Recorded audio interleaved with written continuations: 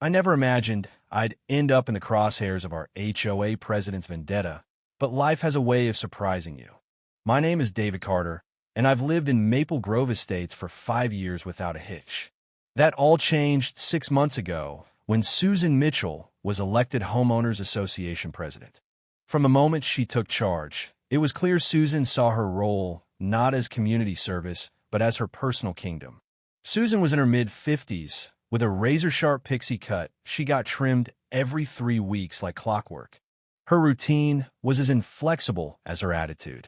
Every morning at 8:30 sharp, she patrolled the neighborhood, clipboard in hand, jotting down violations with a glee that bordered on obsession.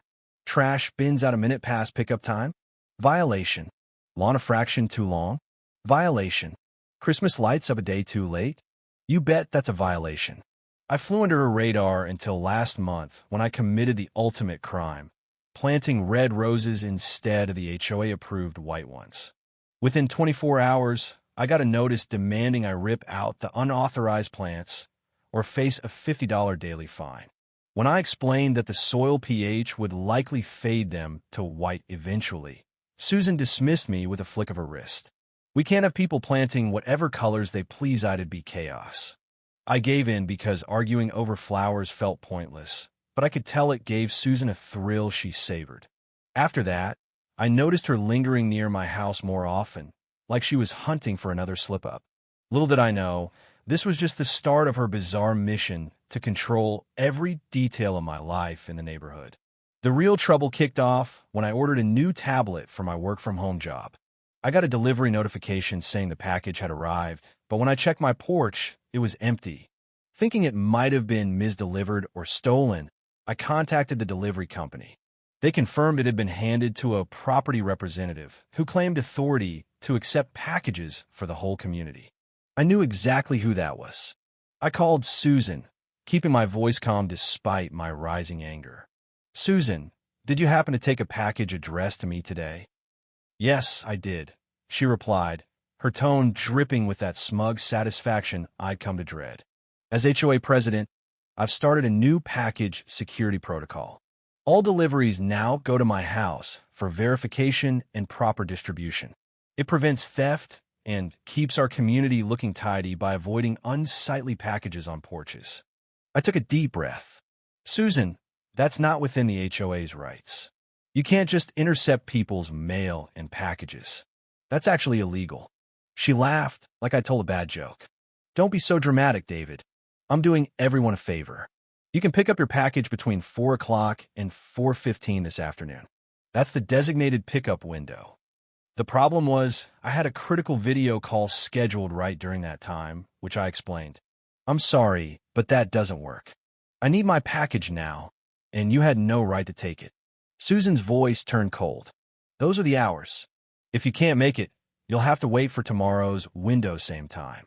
What Susan didn't know was that this wasn't just any package.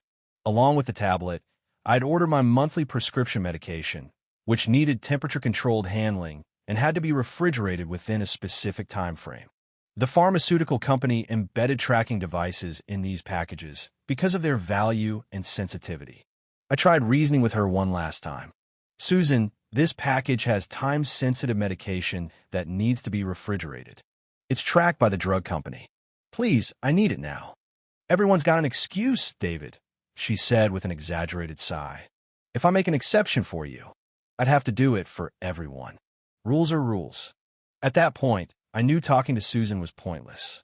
I hung up and called the non-emergency police line to explain the situation. The dispatcher sounded like they'd heard similar stories before and promised to send an officer to join me at Susan's house. Apparently, I wasn't the first neighbor to clash with her overstepping. Officer Daniels met me outside my place 30 minutes later. He was professional, but couldn't hide a slight smirk when I laid out the issue. "We've had other complaints about your HOA president," he admitted as we headed to Susan's house. "Nothing quite like this, though." When Susan opened her door and saw me with a police officer, her face flashed from surprise to irritation to a weird, smug confidence. She crossed her arms, addressing the officer while ignoring me. "Officer, I'm Susan Mitchell, president of Maple Grove Estates HOA. Is there a problem?" Officer Daniels kept his tone even. Ma'am, I understand you have a package belonging to Mr. David Carter. He's here to retrieve it. Susan's chin tilted up defiantly. As HOA president, I've implemented a secure package acceptance policy. Residents can pick up deliveries during set hours only. It's in our new bylaws. The officer shook his head. Ma'am, regardless of HOA rules, taking and holding someone else's deliveries without permission isn't legal. You need to return Mr. Carter's package now. Susan's face reddened. This is absurd. I'm providing a service to this community. Do you know how many packages get stolen these days? That may be, Officer Daniels said patiently, but you can't take someone else's mail or packages. That's a federal offense. Please return Mr. Carter's property. Grudgingly, Susan vanished inside, returning with a large box I recognized as my delivery. As she shoved it into my hands, I noticed it had been opened and resealed with HOA-branded tape. My temper flared. Did you open my package? I asked, already knowing the answer. All packages are inspected to ensure they don't violate HOA regulations, she said, like it was the most normal thing in the world. Officer Daniels' eyebrows shot up. Ma'am, opening someone else's mail or packages is another serious offense. While they talked, my phone pinged with an alert from the pharmaceutical company's tracking app. Temperature threshold exceeded. Medication integrity may be compromised.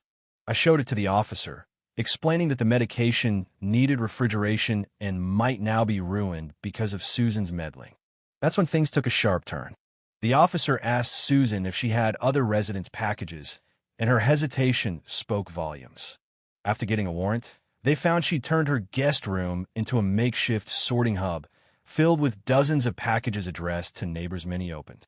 Among them were other temperature-sensitive medications, including insulin for Mrs. Larson, the elderly widow down the street. There were also opened financial documents, birthday gifts with cards read and resealed, and even a few packages missing items. Susan was arrested on multiple charges: mail theft, tampering with mail, possession of stolen property, and interfering with prescription medication delivery. As they led her to the patrol car, her face was pale except for 2 angry red patches on her cheeks. You can't do this, she yelled, straining against the handcuffs. I'm the HOA president. I was protecting this community. The news tore through the neighborhood like a storm. An emergency HOA meeting was called the next evening, where Susan showed up, out on bail, but looking far less polished than usual. She faced a room packed with furious neighbors, many of whom had seen their missing packages in police evidence photos. The board voted unanimously to strip her of her presidency, effective immediately. The final blow came when the pharmaceutical company, whose tracked medication she'd compromised, pressed charges and sought damages for the ruined drugs over $10,000 worth. When the board treasurer announced the vote tally removing her, Susan's face twisted in disbelief. You ungrateful people have no idea what I've done for you, she spat, her voice shaking with rage. Without me, this place will fall apart. You'll beg me to come back when your property values tank. But standing there, stripped of her clipboard and power, her threats rang hollow. No one believed her anymore.